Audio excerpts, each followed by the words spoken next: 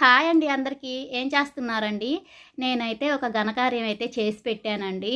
అదేమిటంటే తీసుకురాక మా వారు మటన్ అయితే తెచ్చుకున్నారండి చాలా రోజుల తర్వాత. అయితే మటన్ కర్రీ అయితే చేశానండి. తరువాత వడ్డించుకొని తింటున్నామండి. తింటుంటే తెలియకుండానే మసాలా ఎక్కువైనట్టుందండి కర్రీలో. కడుపులో అయితే మంటొచ్చేసింది. ఘాటైతే అసలకి గోబ గుయ్యంది. అలా ఎలా జరిగిందో తప్పు నాకే అర్థం కాలేదండి.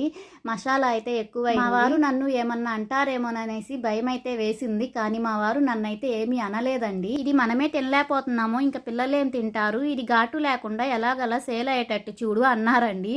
ఇంకా నేను సరేలే అని చెప్పేసేసి ఇది నైట్ వండానండి మటన్ కర్రీ. ఇంకా మార్నింగ్ దమ్ పెట్టేద్దామని చెప్పేసేసి దమ్ అయితే పెట్టేశానండి. అయితే మటుకి టేస్ట్ సూపర్ వచ్చిందండి. పిల్లలు కూడా ఆయన కూడా తృప్తిగా తిన్నారు. నేను ఆలోచించి వేస్ట్ అవ్వకుండా చేసిన ఈ మటన్ కర్రీకి ఒక లైక్ ఇచ్చాలనండి. అలాగే నా వీడియో మీకు నచ్చితే సబ్స్క్రైబ్ చేసుకోండి.